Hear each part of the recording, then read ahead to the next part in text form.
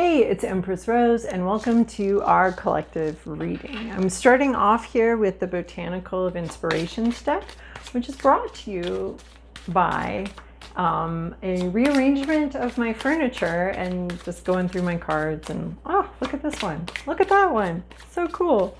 So Botanical Inspirations, based on the Victorian idea that different flowers have different meanings, and so potentially you could send a bouquet to someone and they would get like a little paragraph basically. They tend to be pretty positive cards. Okay, we have a flipper arounder, white rose, new start, and wisdom. Knowing yourself is the beginning of all wisdom. So something brand new. Yeah, there's a lot of innocence here. There's a lot of... But the wisdom suggests this isn't your first rodeo.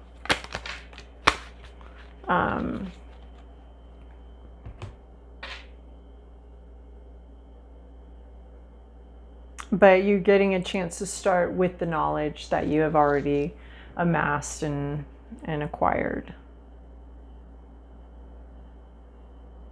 There are two butterflies on there. And then we have honeysuckle woodbine, domestic happiness and devoted affection. I will wind thee in my arms, so doth the woodbine, the honeysuckle gently and twist. William Shakespeare. And this was Aristotle. We're getting some heavy hitters here. So domestic happiness, devotion, and affection. And I also see a lot of growth with the honeysuckle, the woodbine. Some sort of, there's also a sense of being really bound to something, or being really growing closer to something, or growing more attached. I will wind thee in my arms. So there's an attachment here. The white rose and honeysuckle, I mean, those are, we're getting a little bit of a relationship vibe here. And then we have magnolia, nobility and self-esteem. There is nothing noble in being superior to your fellow men. True nobility lies in being superior to your former self.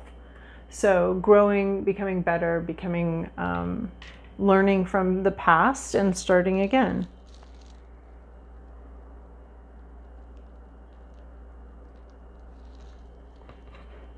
Self-esteem, respecting yourself.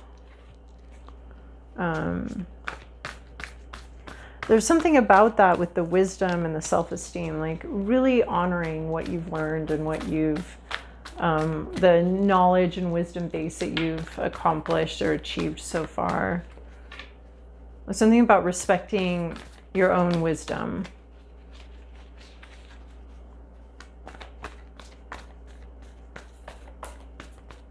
And also sort of insecurity and its effect on relationships and how we interact with other people, and how we can bring that insecurity into a situation and really have a profound effect on the situation, and not a good one. Whenever we're acting out of insecurity, it can be a problem for other people too. I mean, we can't help it. So there was one that flipped around in here. We can't help it a lot of times. Insecurity is going to happen. Being human is complex in the sense that, you know, we don't quite have it all nailed down, and maybe other people are going to know about that. We don't quite know what we're doing. That's going to happen to everybody, because we don't all know what we're doing. So that sense of other people knowing that and seeing that can be very disconcerting. So, but first, you know, we judge ourselves before we even give other people a chance to figure it out. So that's a little bit about self-esteem and how that can have an effect. Lots of effects, but that's one of them. Okay, balance spirituality and practicality. Full moon in Pisces. Yeah, needing to balance dreams and ideas and issues, and needing to logistics with the desires and dreams and visions. This also definitely has a sense here, like with these butterflies right here, of these sort of two swimming around each other and mutual enthrall perhaps. Oh, but remember last week we had that, like in the scrying ball, which we don't have here this week. this is what a little bit of what I was seeing, that like flamboyant fish. So balancing spirituality and practicality. Full moon being something about like really seeing, having a lot of clarity about something, and just being really clear at what are the physical limitations of the situation, what are the scheduling parameters, what are the time and distance parameters of a situation. And then balancing that with sort of spirituality and this deeper connection. And so both things needing to be taken into account. You can almost see like a long distance relationship or something like that coming in here. But this can also be about if you're bringing in balance to something, as far as meditating and practical issues and the spiritual issues, and balancing that out so that neither one is overly weighted, but both of them can be held and observed and taken into account. And then we have prosperity lies ahead, new moon in Taurus. So the new moon, the work that we're doing, we can't necessarily see where it's going. So this is a reassurance that there will be success to that work, even though we don't really see how it's going to happen, what's going to happen. We can't necessarily see where it's going. So, and the full moon in Pisces is really interesting too, because Pisces being such like a sign associated so much with dreaming and visioning and spirituality. So it's very interesting that in the full moon, in the full balance of Pisces, we have this practical aspect coming in, which I see more in the Taurus. So Taurus seems to have a similar balancing issue here, because here we see the Taurus in the new moon in a dreaming capacity, in a visioning. There is a bit of visioning going on here about, well, I don't see in my reality what the fruits of these labors are, but I'm imagining it, right? Because it's the new moon. So it's this darkness that we're looking into and we're kind of peering into and not necessarily seeing where something's going. And this is a reassurance that this can work out, whether it's a relationship or a work situation or whatever. This has a lot of potential, is what I think prosperity lies ahead means. And perhaps both spiritually and practically, there's a lot of potential for a situation, because I'm seeing such a good balance with the Taurus energy being so, the ox, the plowing, the very practical, real life movement, through the dirt, the ability to manifest through hard work. So we're seeing that, but sort of in the dream, wow, this floor is smooth, and my rolly chair on it. My rolly chair is usually on carpet, so this is very interesting. Okay, so prosperity lies ahead, this dreaminess. And then we have, dance with life, do something to change your energy. Okay. So yeah, and then we have this dancing, these two dancing together. There's this very much a pairing, right off the bat here with this paired, this match set, this salt and pepper, this dance with life. So doing something to change your energy, whether it be, if you're being too sedentary, again, we're getting this balance. If you're being too sedentary, get moving. If your relationship needs a boost, do an activity that you don't usually do with the other person, do something totally different. Just moving that energy through and making some sort of change, some sort of switch up. And even with dancing, I took ballroom dancing for 6 years. I'm not very good at it at all. I can follow now though, and that's basically all I can do. So, but there is like something really interesting. It can change the energy between two people. But you also don't want to lead that's just doing the same step and is in any way predictable. Some predictability, right? They know how to dance. They know how to dance to this music, but they don't necessarily it's not like walking, it's dancing. And dancing involves a little unpredictability and a lot more playfulness than like walking or jogging or running. We might have the same movements, but we're doing something a little more creative and a little more interesting with them. So, and there is this, there is this sense that you're dancing with somebody else with these three cards here of sort of a paired off situation. And I don't necessarily think it, it can't be like all romantic, but there might be a friend, there might be a relative, there might be somebody that you're really connecting to on a one-on-one level, and changing up the energy. Like with dancing, especially like with ballroom dancing, there is this, I want to say, the practical element, the prescribed element of, this is how we move, these are the moves, this is the way that it's moved, this is the rhythm that you're given, this is the given situation, and then how are you going to play within that given situation?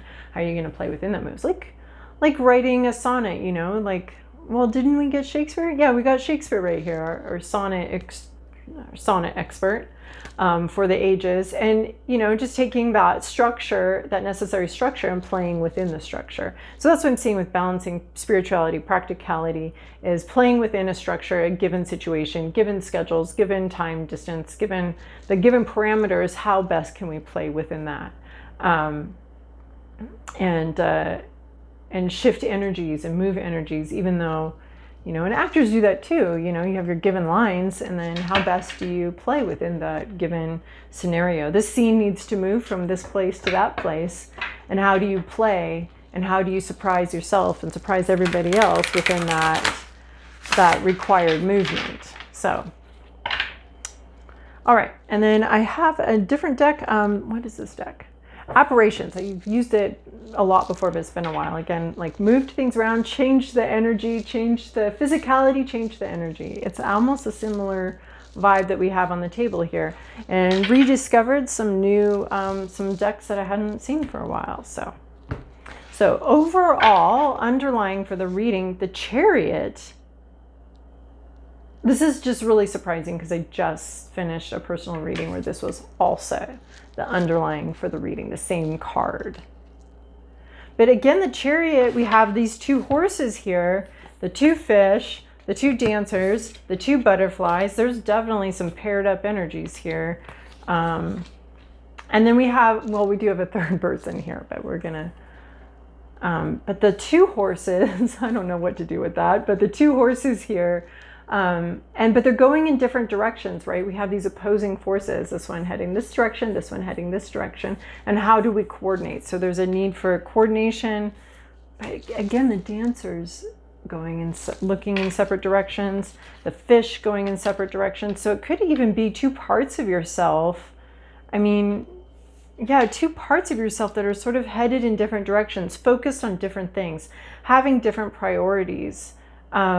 But the Chariot is all about coordination, bringing that together, moving, being able to bring these, like, the strengths together that might be opposing strengths, but bringing them together so that they can move in a direction, if even just temporarily. Chariot can also be about trips, about, right? It's Chariot, it's a vehicle.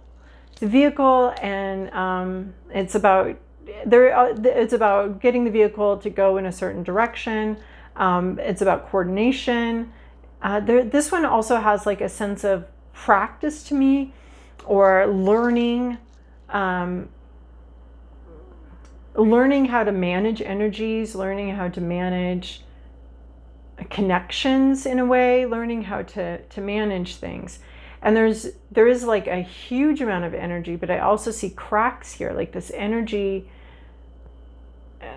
like has these cracks, or is creating cracks. Perhaps the individuals and themselves within the situation that need coordination are, like, in a way cracked and uniquely broken. Right, but like uniquely, yeah, because like we're all a little broken. We're all whole, but we're also like broken in at some point. And then there's also this sense of this energy too, and that needing to be coordinated and connected and bridged, almost like lightning rod that's connecting like heaven and earth, the practical and the energetic, and there needs to be some sort of bridging between those two. All right, well, let's move on to the rest of the reading. So, all right, past, present, inner landscape. What's the issue? Environment, tutulas, possible outcome. This deck is so unique, and it always makes like unique new connections for me. All right. We have in the recent past justice, Libra card, fairness, balance, precision.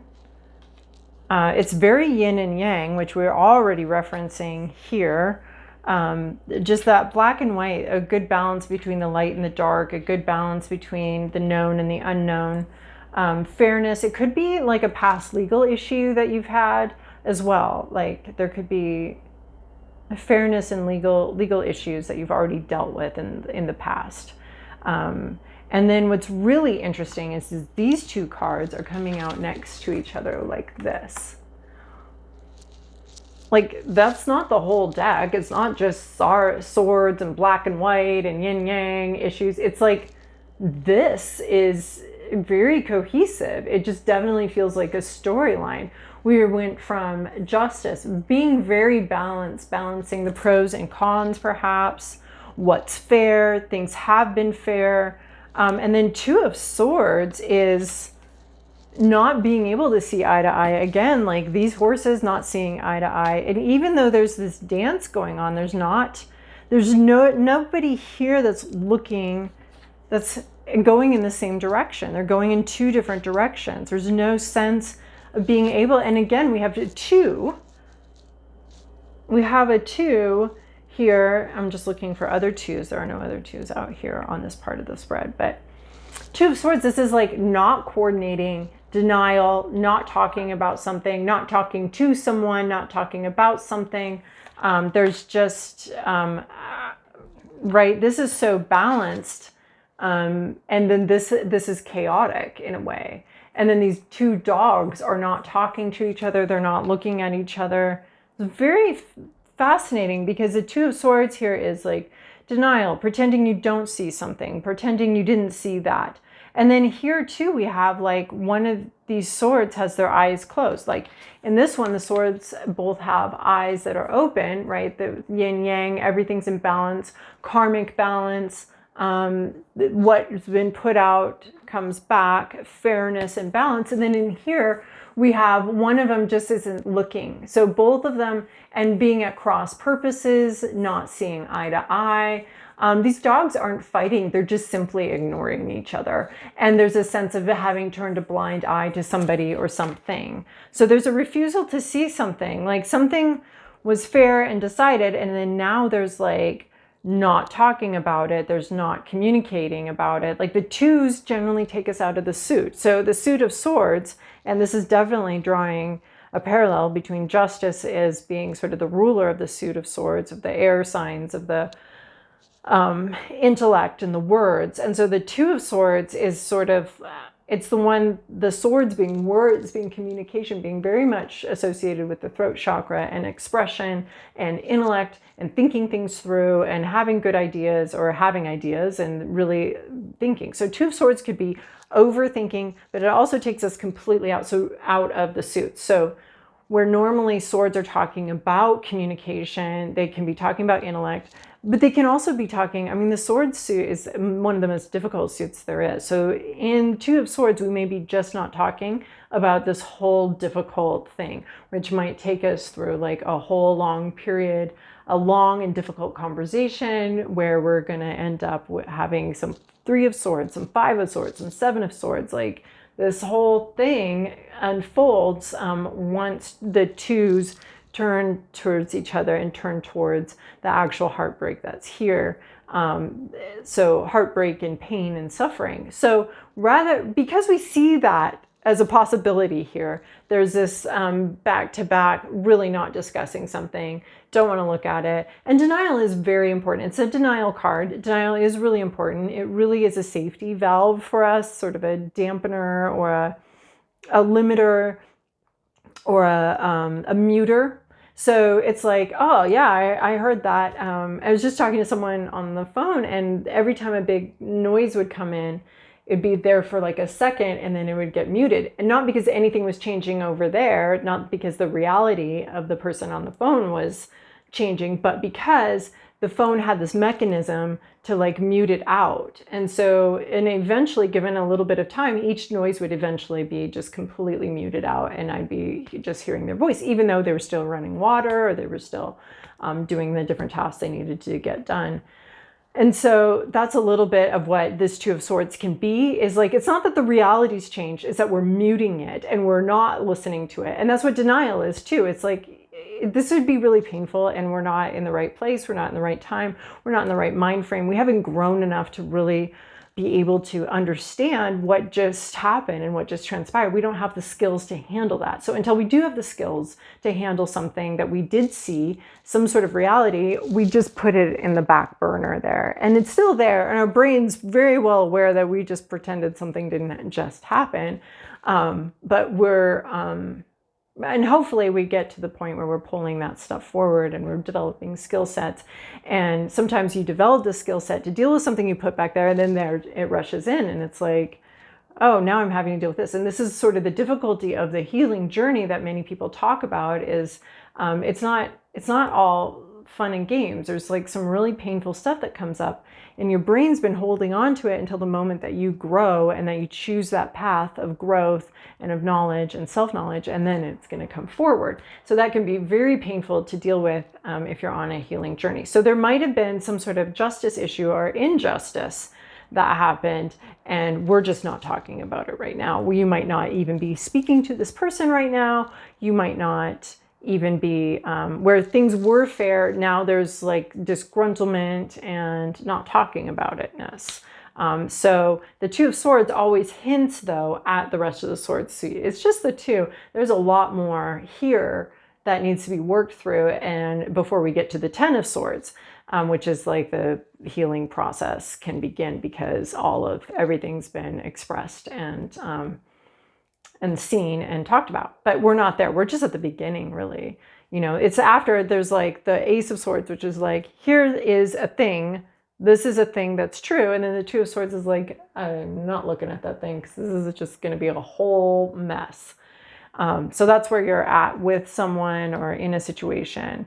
But the past has justice and fairness. So it's pretty interesting. We're not really sure I'm not really sure what causes Two of Swords here, but there is a rift where there was balance, there is now imbalance. Where there was fairness, there is now some sort of sense of unfairness, and you haven't talked about it yet.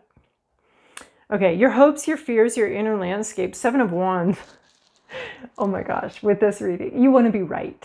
This is like, you want to win the trophy, the Oscar. You want to be right. And all these other losers can shut up. Like, there's a sense of needing and desiring to either make space for something. Like, maybe you do want to actually talk about this, and you're hopeful that you can make space, both for yourself and your perspective in a situation, but also just time-wise and practicality-wise, you would like to hold space. So the Seven of Wands is staying true to yourself, staying true to your vision. You know, come what may, these other mofos may burn you to the ground, but you've got your truth, you've got your inspiration, you've got what you've come for. So there's a sense of wanting to stay strong, wanting to stay true to yourself. And there's a sense too of not really listening to other opinions right now, of wanting that. Maybe, and, you know, I think the reverse can be true, where it can be, this is the inner landscape, so it's hopes and fears. The reverse can be true. We're afraid of other people's opinions. We're afraid of hearing them because they might shake our foundation that we feel very confident in, and we're standing our ground. But what if that ground isn't very solid?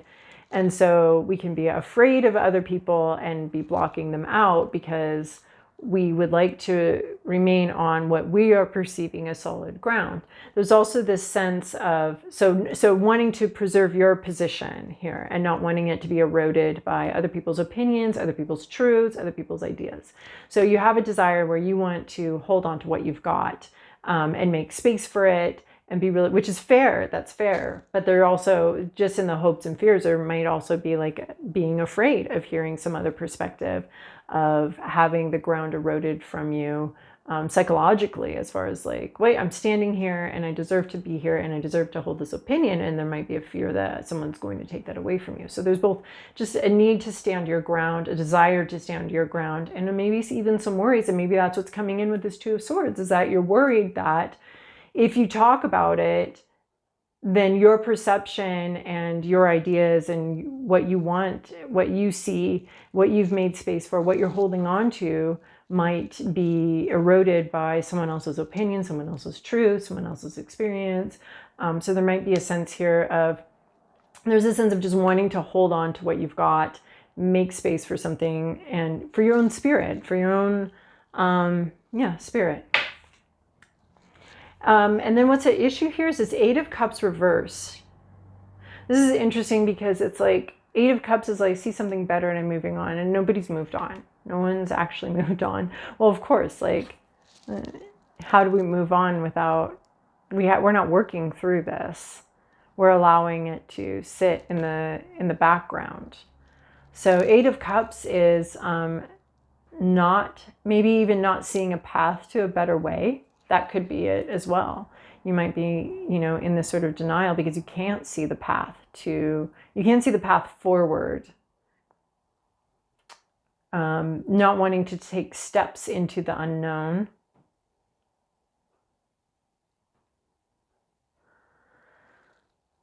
Maybe being satisfied with the situation as it is too. Being okay with the situation being as it is.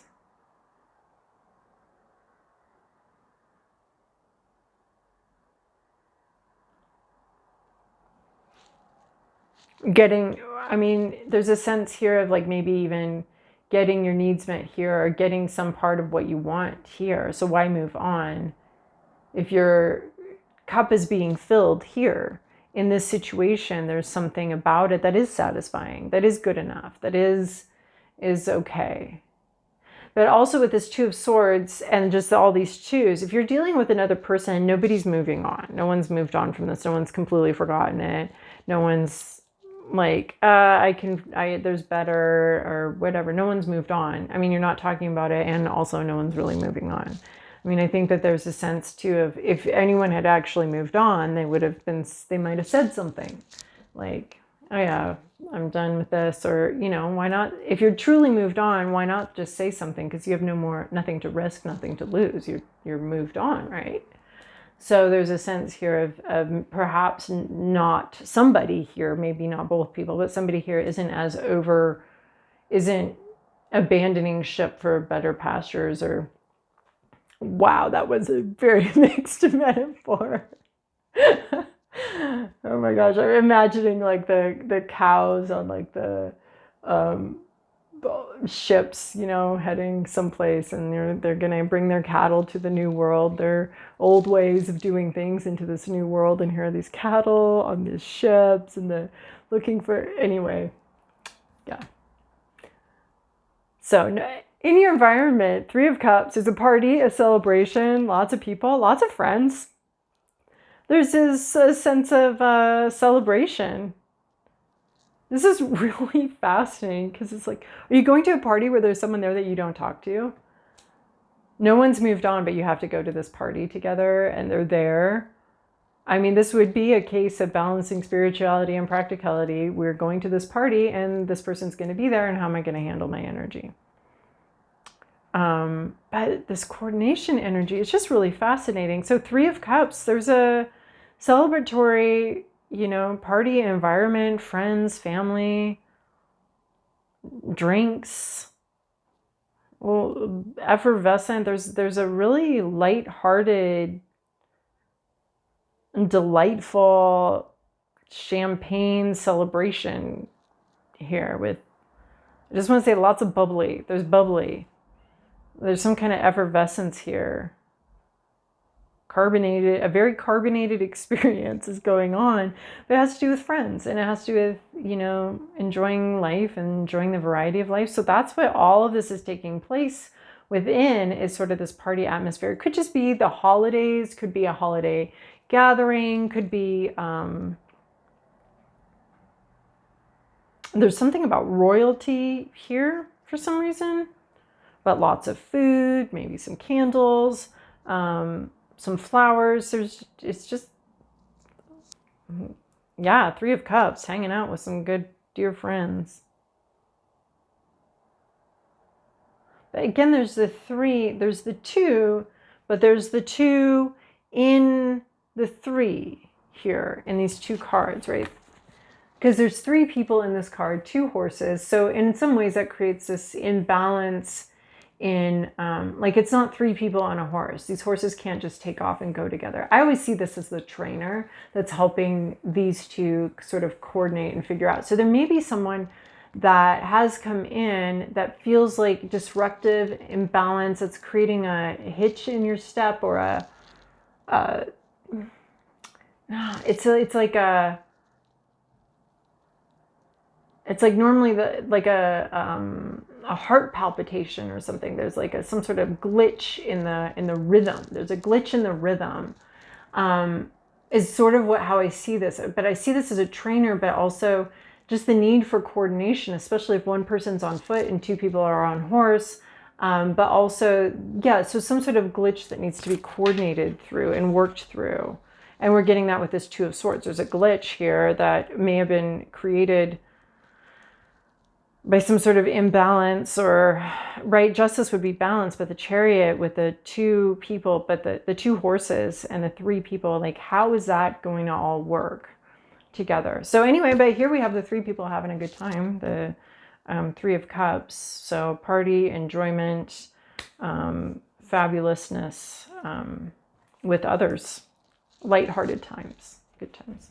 So, and then we have in your environment, we have, oh no, your to-do list. 6 of Wands, victory.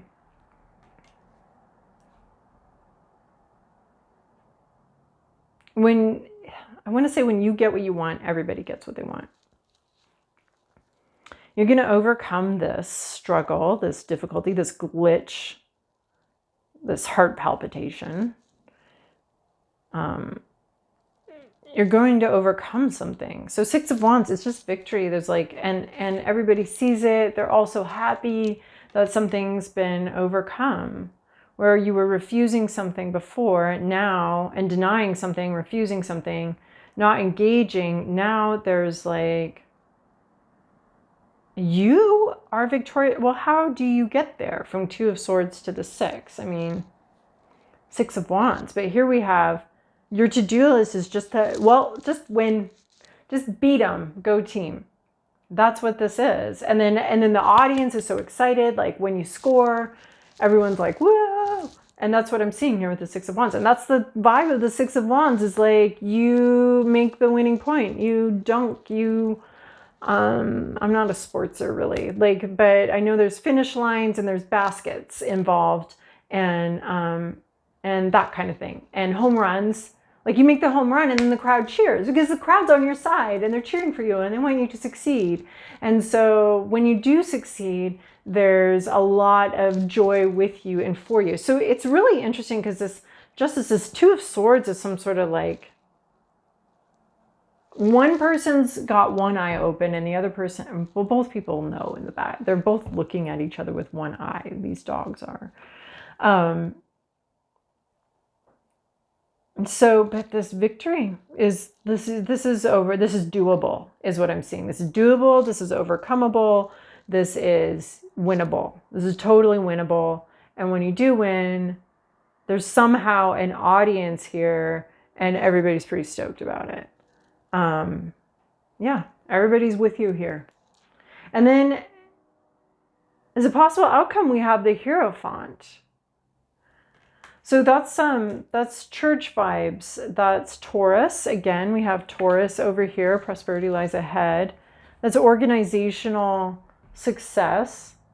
That's it's really interesting that the Justice and the Hierophant bookend this reading, really. Because justice can also be the justice system, a whole system. And the Hierophant is the leader of that system, the priest. But it's very much part of an organization. It's not the sole proprietor. It's not somebody off here doing their stuff and selling their wares over on Etsy. This is like an organization. So you're victorious, you're successful, you're very successful with something, and this leads to some sort of commitment, rules, organization. There's some kind of organizational element here coming in for you. A company a legal entity of historic importance lies in your future. And you come into it, I almost want to say like you ride in on a horse, right? We got our chariot here. You're very successful. Something happens very successfully, possibly through friends or at a party. There's some kind of party success involved here, which results, or in the future of the situation, there's something very official that happens. That's what I want to say. It's very official. It's very established. It's written down. There's a record. It's put in some sort of legal record, legal document. So if this is about like some sort of legal issue, this is saying, and I'm not a lawyer or a judge, but this is saying that you win and then you go to the courthouse and you get it recorded. Like there's a record of this. This is becomes part of the official record. We're all so terrified of our entire childhood that does not exist. But this becomes part of the official record of some sort of organization. There's some dealing, very official dealing coming forward of note. And you're successful. It's winnable. It's doable. All right. And then cutting. White Raven Spirit, trust in the magic. This is my favorite card in this whole deck. White Raven Spirit, trust in the magic. Well, okay. I'm not really gonna, I'm gonna sit here and say that 12 times if I don't put that card down, because that's pretty much all there is. There's something unusual, perhaps. You know, we have a white raven, very unusual thing, very unexpected. And magic is, like, don't doubt this magic. What is magical? Don't doubt it. Trust it. There is something very magical here. Don't pretend you don't see it. Don't be in denial about it. There's just something very special. And I also love that it's card 6/6. And I'm seeing it with this denial of something. There is magic here and you need to trust it, not deny it. And those two cards are related, the Two of Swords and the White Raven Spirit. And then the goddess Lakshmi, abundance. I like this. Abundance. Prosperity lies ahead, indeed. And then the white elephants. All right, so my phone kind of did its thing. It's a little warning without warning. But Lakshmi, it made me think that maybe I should open the book up and read the Lakshmi from this book. It's from Journey to the Goddess Realm Oracle deck. These cards sometimes have some really fantastical names. So, Lakshmi, abundance. The Hindu goddess for material and spiritual wealth, Lakshmi flourishes with abundant prana, chi energy. Lakshmi was born from the ocean of milk that the gods and goddesses churned for 1,000 years. She is the beautiful source of strength for the honorable god Vishnu. In Sanskrit, her name is interpreted as goal of life. Lakshmi brings good luck and abundant fortune to her. Two white elephants symbolize her royal strength. Well, and then we got nobility and self-esteem here, which is hearkening back to those. So the golden coins cascading from her hands represent energy or currency that flows and manifests spiritual and physical wealth. Again, okay, I can see why we were going to read the book here. The spiritual and practicality, the spiritual and physical aspects of something. The lotus flower symbolizes creation and pure birth. Lakshmi offers you the eternal abundance of the universe. Natural flow of abundance, prosperity, wealth, generous spirit, universal law of attraction, overflowing prana and energy, positive manifestation, good fortune, luck, and inheritance. So it almost seems like Lakshmi is both an abundance of energy and an abundance of actual coinage or physical. So, right, and the physical and the practical, or the spiritual and the practical. And Lakshmi is saying there's going to be enough of both, more than enough of both. So beautiful. This is a gorgeous, fabulous reading. I can see a couple really, I mean, it just has really great interpretations. It's just Two Swords could be something that you don't see coming or something that you have decided isn't possible or not really. You're looking at it with one eye, but it comes in more fully now. And it could be friendships. It could be a lot of things. So, all right, 6 of Wands is your to-do list. Just go win, team, go team. All right, thanks for joining me. Talk to you guys later.